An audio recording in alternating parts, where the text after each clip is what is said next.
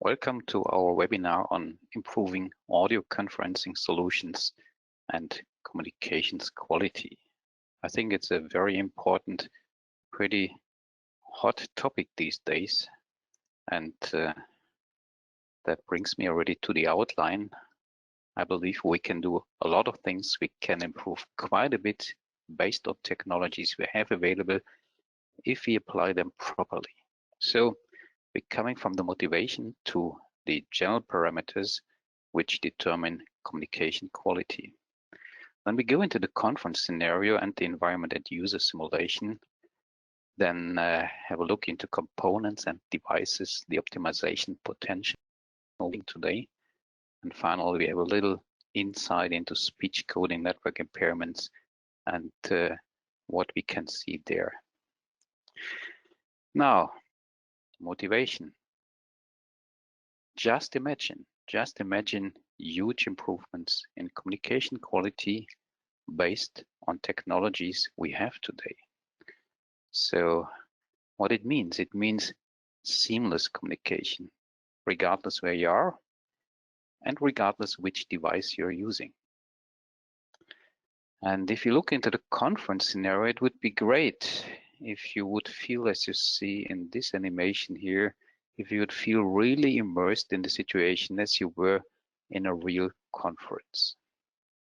But then, of course, the question is it as if you were talking face to face? I think at the end of the day, that's what it is. And this face-to-face talking, if we then combine that with a 1 meter distance between the two users, brings us already into the orthotelephonic reference position, which many of you might know, which is the position which we consider to be the optimum for communication between people. So, communication and conferencing applications. I think we can clearly say, especially those Corona days, we are gaining increasingly benefit from these technologies. But we also discovered that systems and applications today show a big variety of quality. And we, in one call, have very often different types of quality. And there is certainly the more the users demand on higher quality, if they experience in one call high quality in combination with low quality communication, I mean, it's then more obvious than it would be in a single call. So what to do is, I think we need to have a thorough investigation of all parameters influencing the speech quality. And in consequence, I believe we need to do some more testing and optimization work than generally is done. So what we need to do in this context, we certainly need to simulate the user environment, the user behavior much better than we did in the past. And we also need to put a little bit more attention in the performance optimization of all components. So what does it mean? I mean, we first have to see actually what is speech quality and what do we understand with speech quality. In communication, speech quality is mainly, first of all, determined by intelligibility. So if something is not intelligible at all, we would consider this to be not good speech quality. Normal users would not differentiate between quality, intelligibility, but perceptually, sound quality and naturalness, that's something different than intelligibility. So the one is evaluated on an effort scale, the other one is evaluated on a scale where you look for percentage of understood words, syllables, or whatsoever. So keep in mind different dimensions, and of course with no intelligibility, sound quality does not matter. Bad sound quality still would guarantee some sort of intelligibility, or we might perhaps better describe that in telecommunication scenarios of today by talking effort, by talking and listening effort. So in the listening situation, the listening effort you need in order to follow a conversation, this listening effort is determined by something in between quality and intelligibility. But listening effort is a good parameter to describe the effort in a communication, but also in a conference call, being able to follow a conversation, which then brings us to conversational effort. Conversational effort means how difficult it is to have a conversation. So to have a conversation which is seamless, where you can interrupt the partner, where delay is low enough that you have not this wonderful walkie-talkie effect. So that's what we see here. And in a similar manner, I'm jumping now back to the left side of the picture, we have to see the talking effort. With talking effort, we describe all talking related impairments which, for example, come from echo. The most prominent and most well-known talking related impairment, you get your own voice back, you're listening to your own voice, but with some delay, which can be pretty annoying, which can be even lead to the fact that you cannot talk anymore because you're impairing yourself so much. But speech quality, that's certainly more than just listening or just talking. We are in a conversation, and the more heated the conversation is, or the more discussion you have, you will easily run into double talk problems. Double talk would mean you are able to understand the other partner while talking yourself. And the better this works, the more seamless is the communication. The performance with background noise in our days is certainly an extremely important parameter.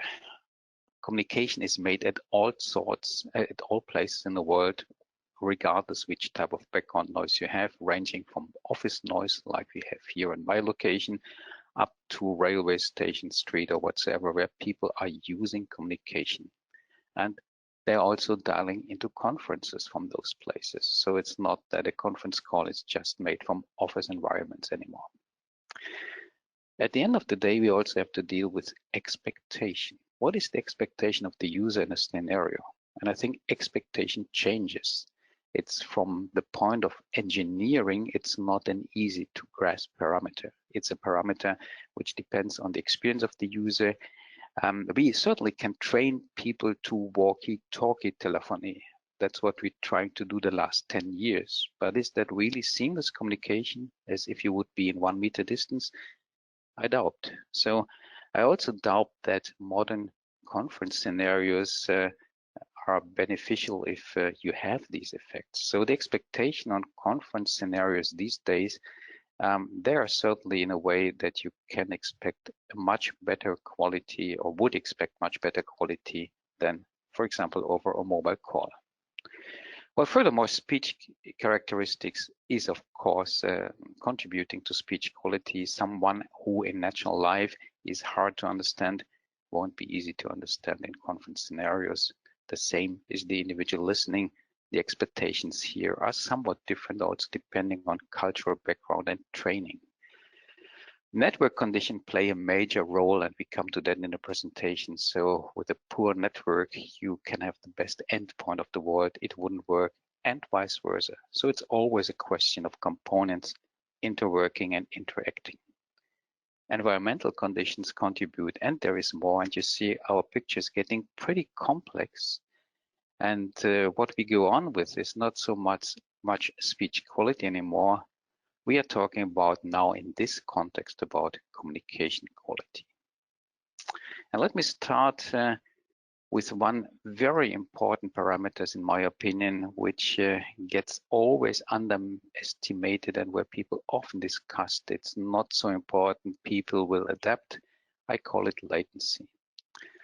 Latency, and I think that's well known, we can debate that, but it's well known that for a seamless communicational interaction, we should have a one-way delay between humans, a mouse-to-ear delay of less than 150 milliseconds.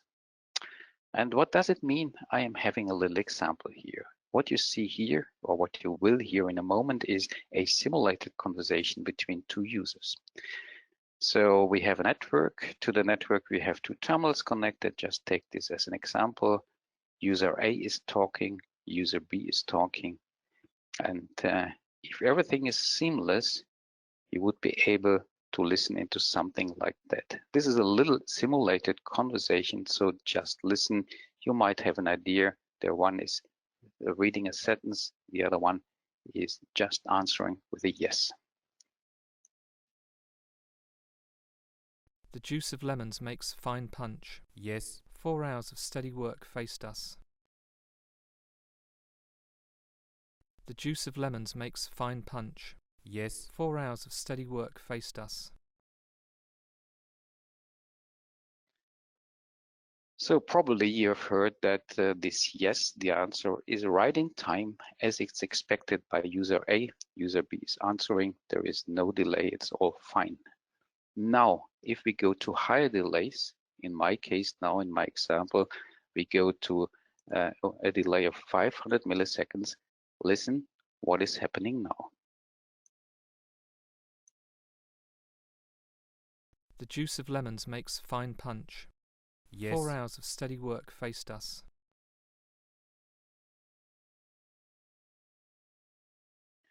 So I think it was obvious that now suddenly, although the answer is in time from user B due to the delay in the transmission, you have double talk because the answer arrives too late and user A is already talking in the second sentence. You can imagine if you're in a conversation and a discussion between people, this may be pretty annoying. And in conference scenarios, this is even much more annoying because this effect you will have between all the participants in such a conference scenario. So to summarize, what are the relevant parameters in the conversational situation? It's certainly latency and double talk capability.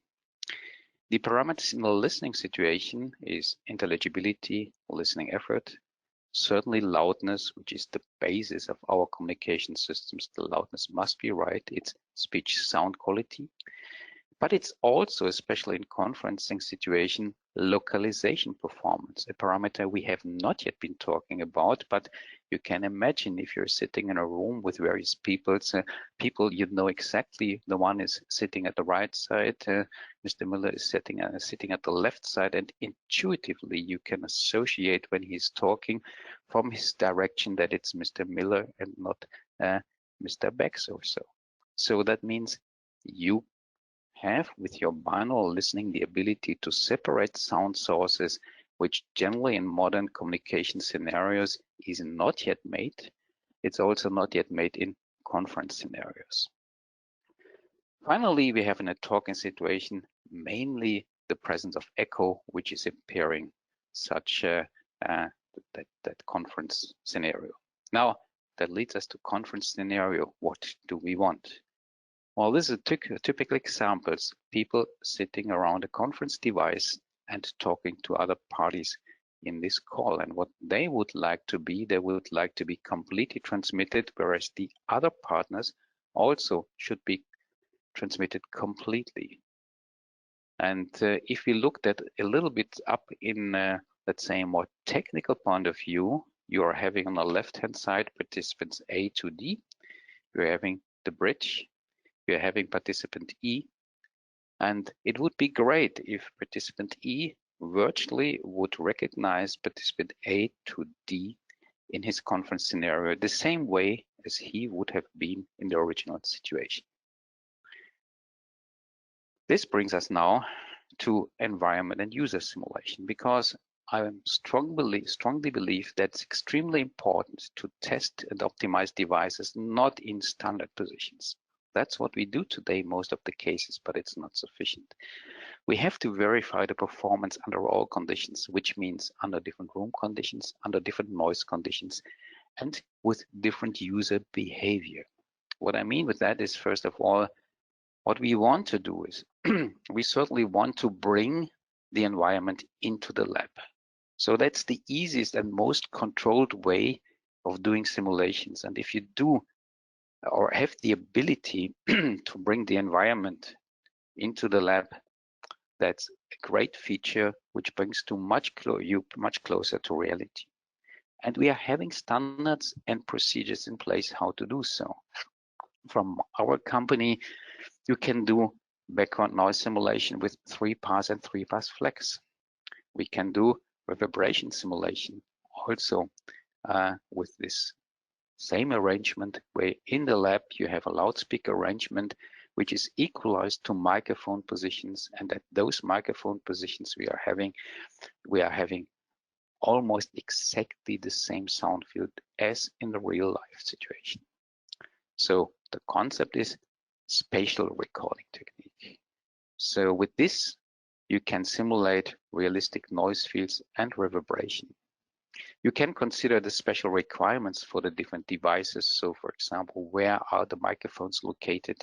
How is the device distributed in a room, and other parameters.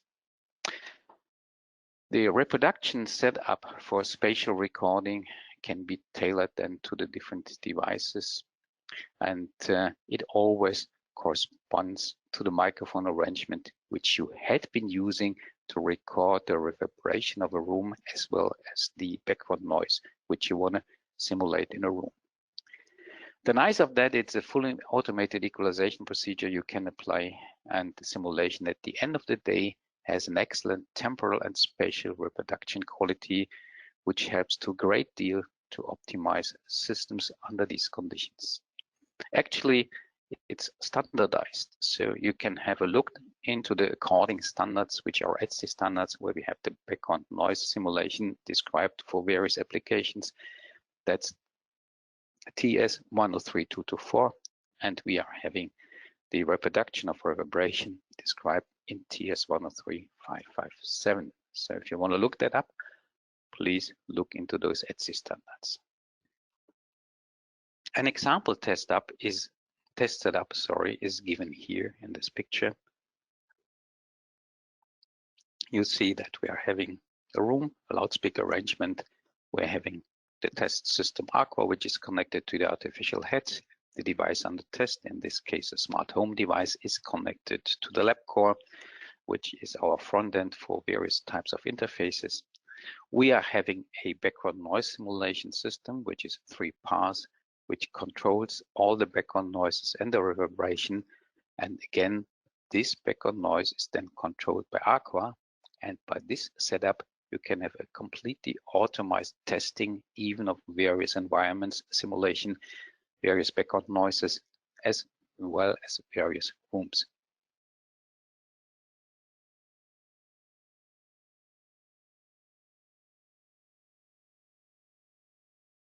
Now, to give you some example how that works, I'm having here some examples of background noise and reverberation simulation.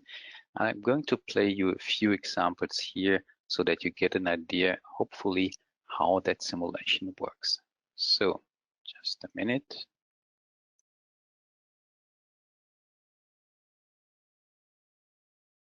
"4 hours of steady work faced us. The fruit of a fig tree is apple shaped. 4 hours of steady work faced us." So I hope you were able to identify that in the case of staircase recording, we have a huge reverberation, whereas in the bass scenario, you're having background noise, reverberation, simultaneous with the speech of the talker. And this is simulated in the lab in a very realistic manner. Concerning user behavior, currently, if you look into the phone scenario, phones are typically optimized and tuned for one position, namely that's the position we find in ITU standards P64 or others.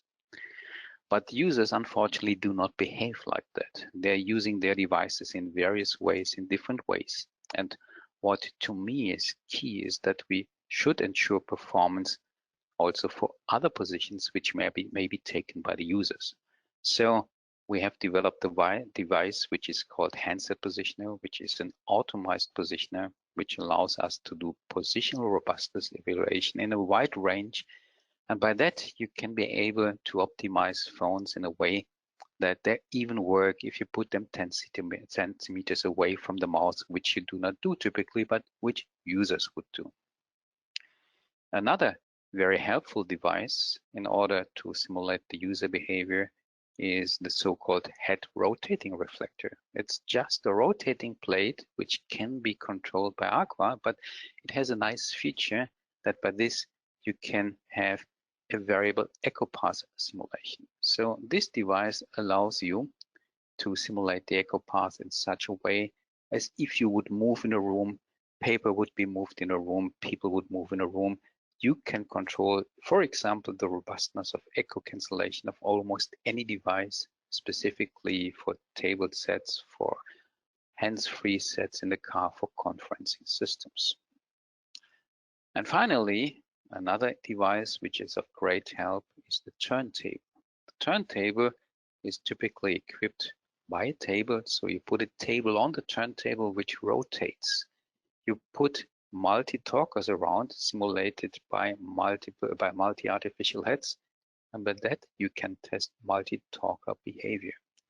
So that's an extremely important feature, in our opinion, to optimize conference system also for these conditions. Now, let's dig a little bit deeper into the problem and let's have a look into a typical arrangement which you find in almost any phone, in almost any device. That's a virtual block diagram, so don't take this as a real block diagram of an implementation. Take this as a general picture of which components you will find in a hands-free device, in a headset, in a PC, whatsoever. So we are having the complete picture. Let's perhaps start with the picture in a somewhat reduced fashion. Let's concentrate on the sending direction first. In the sending direction, you are having one or multiple microphones. It's the intention to pick up almost just the user's voice. It's not the intention to pick up various voices, except you're in a conference scenario. So in this case, you must be able to control the microphones in such a way that you pick up all users' voices. But the same way, the microphone arrangement has to be targeted to minimum reproduction of background noise. So the microphones should never pick up too much background noise. And in order to realize that, very often you combine the microphone arrangement with noise reduction. So it's very standard procedures in all mobile phones, in hands-free devices, in car hands-free. The combination and the way of tuning microphones in combination with the noise reduction, that's finally the art of making a good phone. The target is always preserving speech quality while reducing the background noise as much as possible. Another stage you see here, it's level control, automatic gain control, whatever that might be.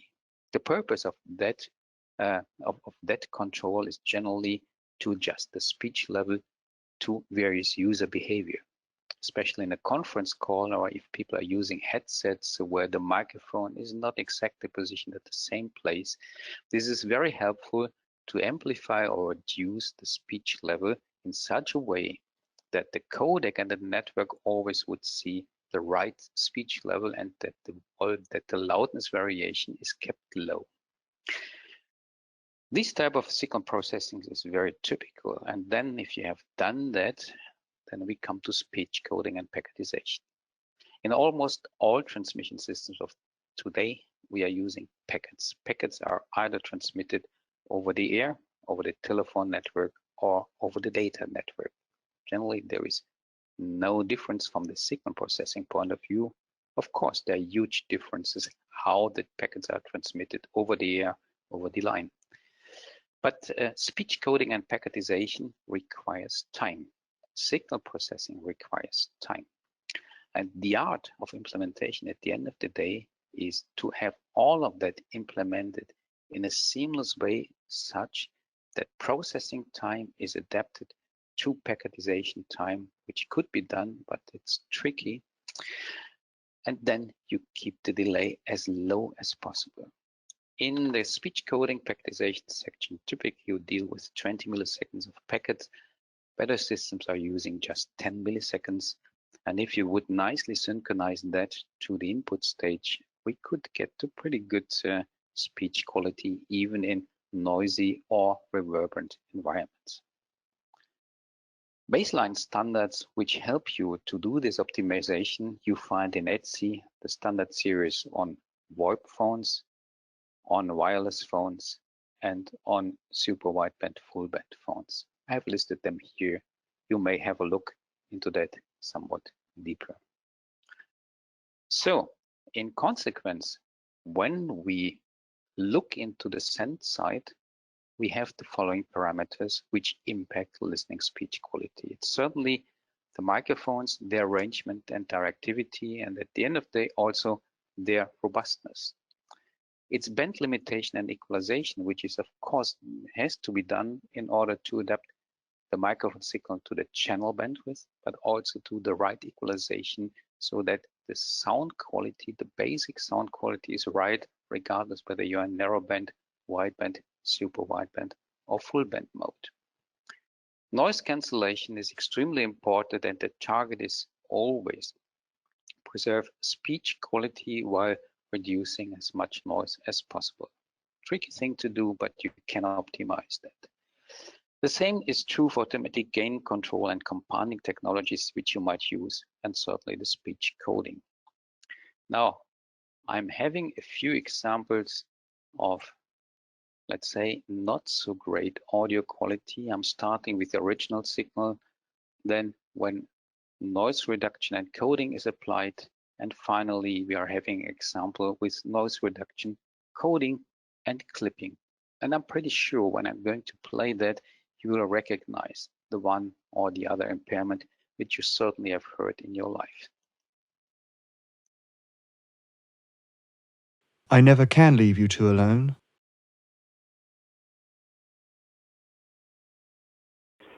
I never can leave you two alone. I never can leave you two alone. Even if it was a pretty short sample, I think it was pretty obvious that we have the original, which was not band limited. We are having the band limited noise reduced speech coded signal, and the last example on top of that introduced some clipping, which you very often see in connections which are not so seamless as we would like to see them. The impact on conversational interaction in this context is purely processing delay. So the lower the delay we get, the better it is for communication. We come to that a little bit later in the presentation. Now let's focus on the receive side. So the receive side you see here, and in receiving, we start, of course, with the codec. So we start from the network, so we leave out the transport, whether it's telephone network, database network, or RF. It's always the same story. You're getting a decoder. And since you do not know what happens in the network, the decoder is complemented by a de-jitter buffer and by a packet loss concealment. What is that good for? Well, first of all, we are typically in a non-synchronized environment. That means packets may arrive earlier than expected or may arrive later than expected due to clock difference between the network and the endpoint. You can optimize that, of course, by doing clock adjustment of the endpoint to the network clock, but that's not often done. So the better you do that, the lower the jitter buffer can be made. But the jitter buffer, of course, has to be at least one packet up to various packets depending on this clock drift. Another impact is the problem that packets might get lost in the connection. This is due to heavy traffic load, for example. It's due to additional data transmission, and this always happens in non-managed environments when the speech packets are not given the priority you would like to see them. So the more jitter you have in the network, the more problems you have to decode all the packets. So that may be that you would have to increase the jitter buffer to 100 to 200 milliseconds to catch all the packets, but that's not in the interest of conversational interaction. So what to do? Well, the strategy is here to keep the jitter buffer low in size, while at the same time rely on a good packet loss concealment. That means you reconstruct lost packets in such a way that it's almost not audible. This in modern codecs is part of the codecs. It can be eventually improved by additional implementations, but the optimization between buffer and concealment, that's the art of the design of a jitter buffer. Next stage is the comfort noise. Comfort noise insertion is needed in case so-called silent packets are transmitted. Silent packets are transmitted in case there is no speech signal. If there is no speech signal, a silent packet arrives and it's filled up by some sort of comfort noise, so the user has not the feeling of an impaired, interrupted connection. Also here, optimization potential is quite there. Honestly, I don't like comfort noise at all. I do not like this interruption, but it may be needed in order to save bandwidth on the network. Speech equalization, speech enhancement, automatic gain control, compression, that's also what we have on the receive side. So it's targeted, for example, to improve the quality under noisy conditions or the intelligibility under noisy conditions. So that may be automatic gain control, that may be compression techniques, that may be bandwidth extension techniques, which allow you to make a narrowband signal sounding more wideband and whatsoever. Those techniques you have on the receive side.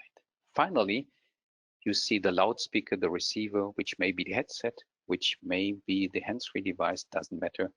Here we see a big quality difference. Of course, you cannot expect from a little tiny speaker in a mobile phone that the sound quality is like in a big stereo.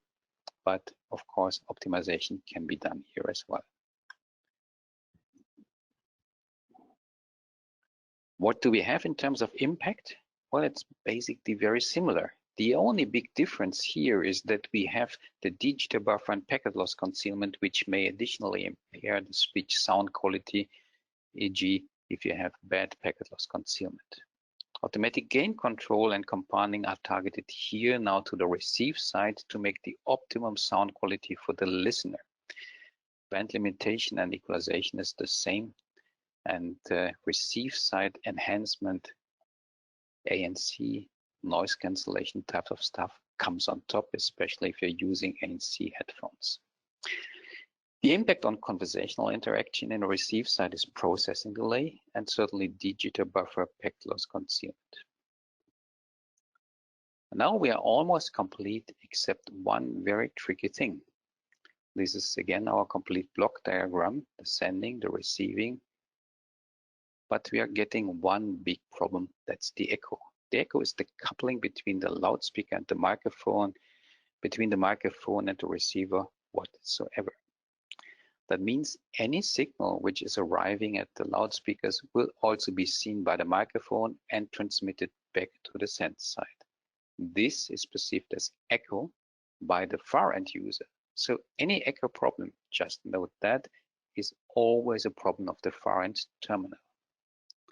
What can we do? We can optimize the echo performance by acoustic design, definitely, but that's not always possible. But the more you can do in acoustic design, the better it is. And we are having an echo canceller. The echo canceller that you find in all devices is nothing more than a filter which is reproducing the echo path. This filter is adaptive because the echo path is changing. It has to be.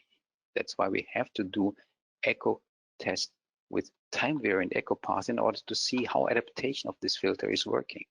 The filter is never perfect, so it's backed up by a so-called nonlinear processor. This nonlinear processor is canceling out the remaining echo and may be implemented in various ways.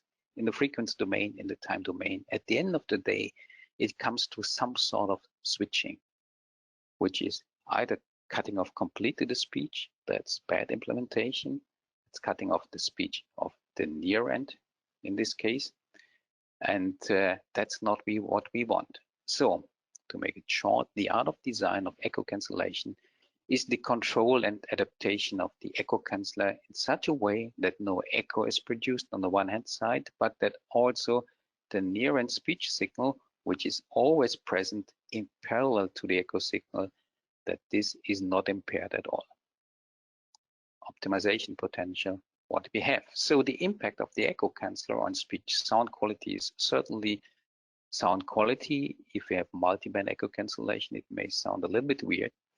Speech clipping, that's in case of switching, gain variation and compounding, and definitely we have an impact of conversational interaction, which is depending on processing delay and specifically double talk impairment. This is the main point here. Double talk impairment means the near end voice, going back to the diagram, that's the talker here at this side, is interrupted in case the far end talker is present. That's what we want to avoid, and this leads to very unpleasant conversational situations which you face here and there. So double talk optimization is a big deal and very important to do. Now let's have a brief look into multi-talker testing. Multi-talker tests are generally described already in ITU P340, and we can use them also in conference scenarios. They are focusing on dynamic turn taking, for example. So that's sort of switching characteristics. You want to have a complete transmission of all talkers in a conversation, regardless who is talking, it must be seamless. So that would be a very important thing to do, which you can test. And the goal is to do that without artifacts. You are looking into concurrent talk test with voice-like signals. That means you look that if simultaneous talkers are present, they are transmitted completely. Also for this one, we are having setups and test procedures. And of course, we are looking into quality with background noise. So we are looking into the performance of the devices in case of background noise so that the performance does not decrease for different talkers. Also for this, we are having procedures which help to optimize. Now let's have a little look into the conference scenario. What is a conference bridge? Well, at the end of the day, it's a big grid where you connect each device with each other device. So that's what it is. It's something which typically, I'm not saying it has to be, but typical signal processing in each channel may be a noise gate and a feedback canceller. Those devices are eventually needed. We come to that in a minute. And what does this big conference bridge do? It just interconnects all partners so that they can hear, that they can talk simultaneously. Now, if the endpoints mean all the different types of devices connected to the bridge would be ideal, producing no echo, doing proper noise reduction, having no problems with any sort of artifacts in a room, neither a noise gate nor a feedback canceller would be needed because the terminal would take care of them. So the optimization of the endpoints would lead to the fact that we would discard those devices in a bridge. Now let's come a little bit to that what we in 98% of today's conference calls we are having monaural presentation. That means we are having interconnected all the people you are using, for example, headphones. You're listening to them just by monaural presentation.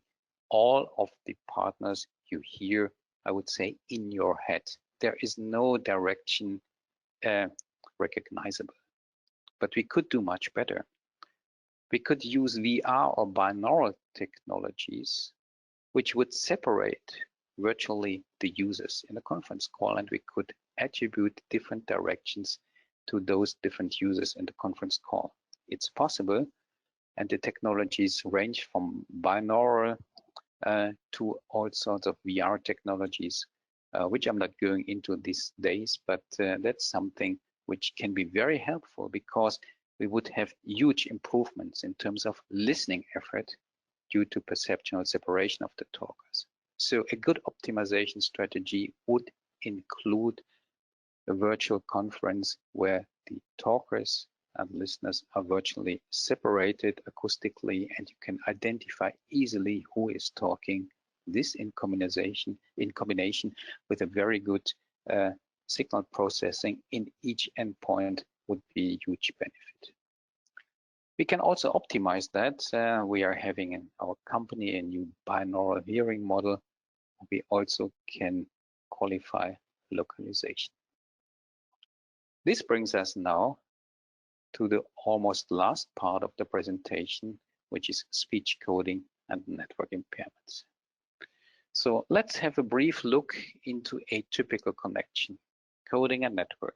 A very simple example here using legacy telephony, where you have the device connected, you have a phone, DSL modem, a gateway, a core network, another gateway, another DSL modem, and maybe a cordless phone.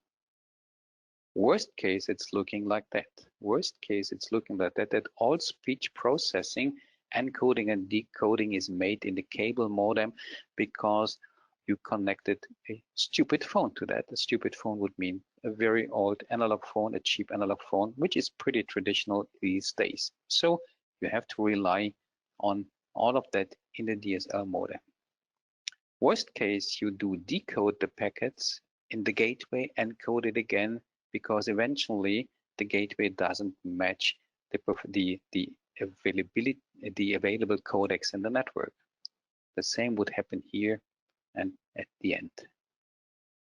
So what we see here is multiple encodings. We have certainly some challenges, and this may be complicated even if you use a conference bridge, because the conference bridge may be attached to this one network, but for sure the conference bridge is interconnected to other networks where for sure you have other type of transcodings to bring your signal into the bridge in the way the core network understands the signal. What are the challenges?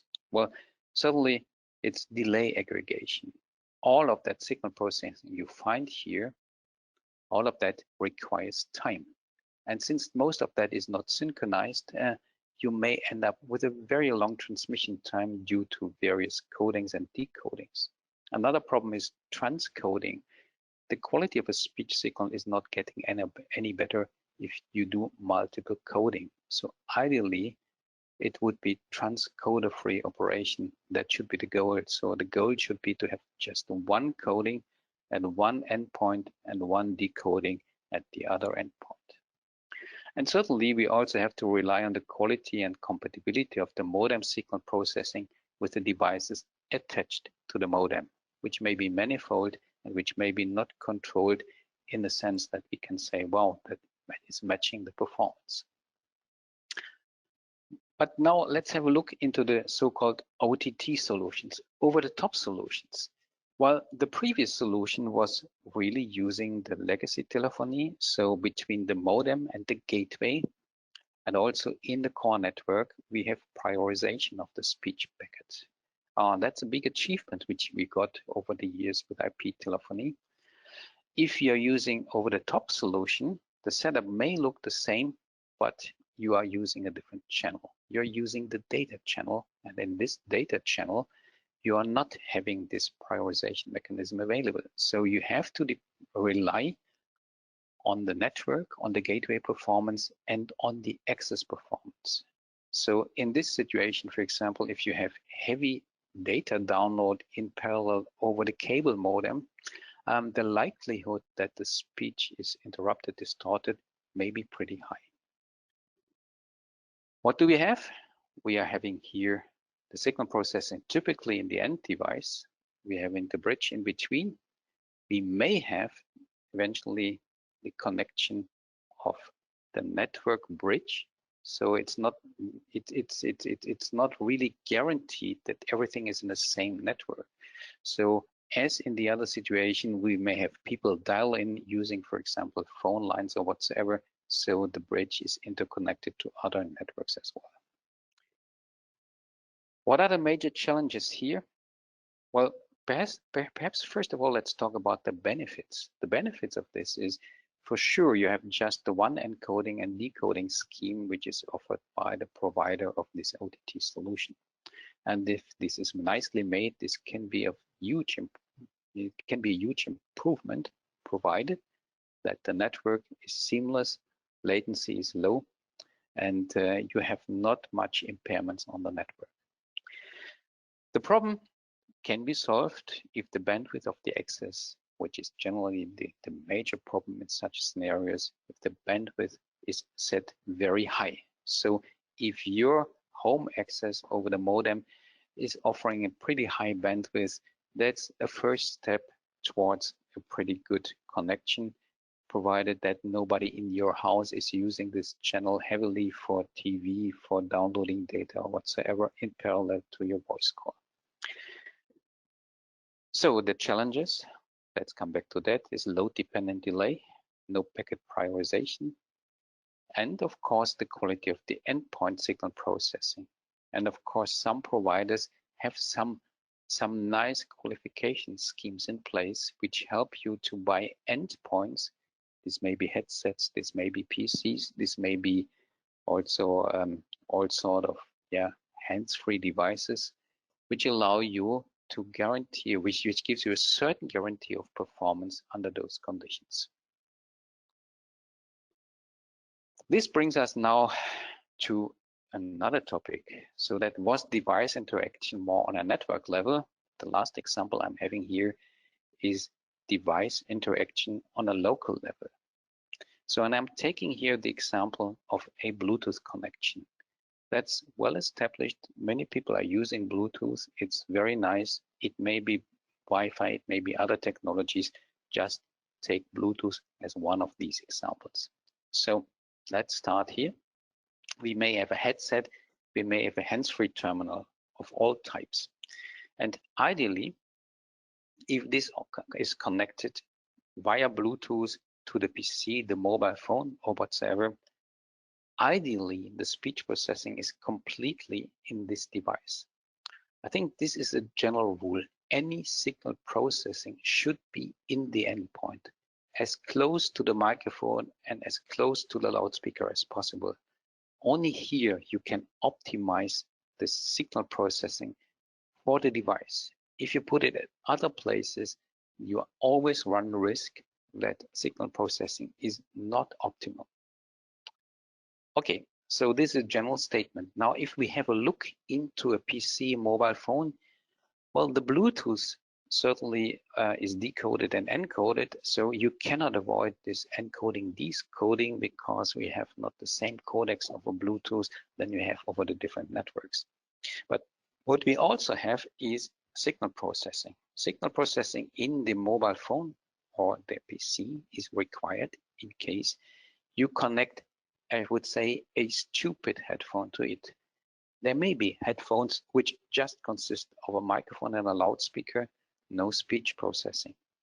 Then, of course, this phone has to recognize this sort of device and has to do all sorts of echo cancellation, noise reduction, and so on in order to have this device transmitted seamlessly. But that's not the ideal combination. The ideal combination would be to have it in the endpoint and to deactivate.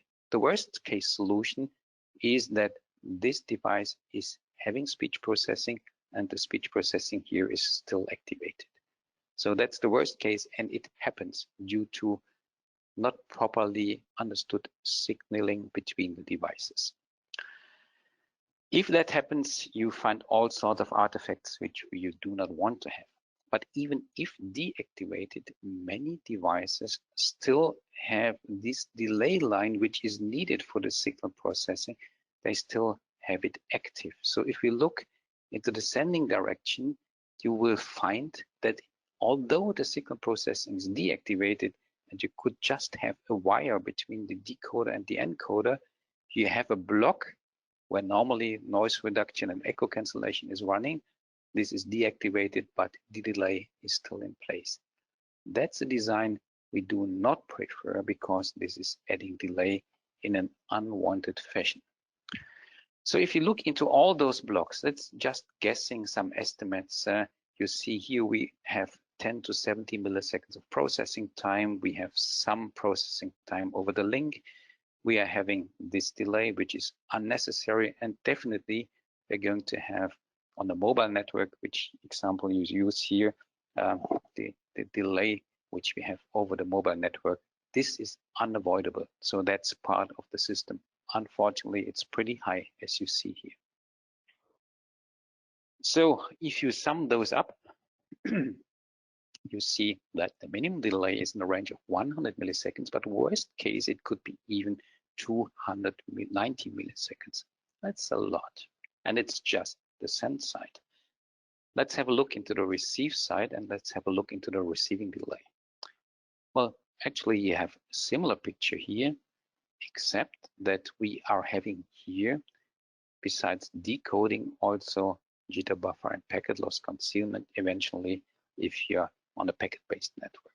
So that's something which adds up here in terms of signal processing time. The same is true here for the signal processing, which is hopefully deactivated, the link time, as well as the processing time in receive, which is typically a bit shorter than sending, since processing generally is not that advanced in this situation. Same story here. We add up the delay times. We are ranging from 100 to 240 milliseconds. So if we have a look into the complete connection, then of course we have to consider the same delay on the other end of the connection. So adding up now the delay in sending and receiving without even any network delay, you see that we are adding up here between 200 and 530 milliseconds. Plus network, you see that's far beyond the 150 milliseconds we would like to see.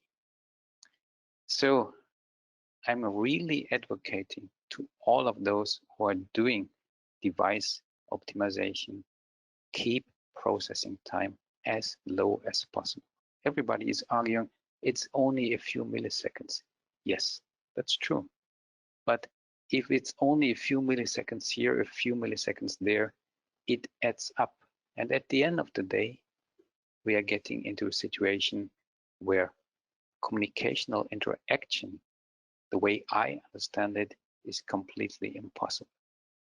And this brings me now to the summary of this seminar. So what do we have learned? Well, first of all, I think it's fair to say that communication quality is multidimensional. It's not just one number. It's not just one parameter. It's a bunch of parameters which all have to be optimized. And we can do so. We can do so. And every partner can contribute to this optimization. So the quality of each single component has to be optimized in terms of delay, in terms of signal processing performance. Yes, it may be a bit more expensive, but it pays off in my opinion. We are looking into the compatibility between components. That's extremely important as well. So in cases you have devices attached to a component, you must be sure that the typical range of devices you find in the market and which you attach to your device, that those are handled properly. Then we have to see that we also have a network and interconnection performance issue. Mainly the core network is not the problem. Core networks these days are well developed, but the access generally is restricted and you are having problems in the access, which could be avoided if there was higher bandwidth, if there was proper implementation of modems and so on. So optimization potential also in network components. In a conference scenario, the bridge should be ideally transparent. And transparent means to me that if we would be in a situation that you really can rely on the performance of the endpoints, the conference bridge is just a big matrix which interconnects the devices. Well, all optimization strategies should be made under the constraint of minimum delay implementation. In my opinion, over the last 20 years, this got a little bit lost because everybody's claiming, oh, such little bit delay doesn't matter. Well, it doesn't matter as long as you are just listening, like in this webinar, But if you want to get in a good conversational interaction, delay plays a very important role, much more than many studies show. And this, I would say, is an important takeaway. So whenever you do optimization, do it under the constraint of minimum delay implementation. And to get more of this, we have prepared a new website, a little microsite, which is called optimizeaudioconferences.com. Here you can find much more information. The webinars we are holding today will be available at this site, but also a white paper describing the complex scenario, optimization strategies, and so on is available at this site. So with that, I'm at the end of my session for today. I'd like to thank all of you for attending this session. It may be that some of the things I was telling you are well known to you. Maybe you had some ideas which you could change in your daily development life. And maybe if you're an engineer, you can take away some message to the management of the company telling them, hey guys, we could do better. We could do better if we do today. If you would allow us for a little bit more development time, a little bit more resources to make speech communication quality better as such. Thank you very much and enjoy the rest of the day. With this, the seminar is over. Thank you and bye-bye.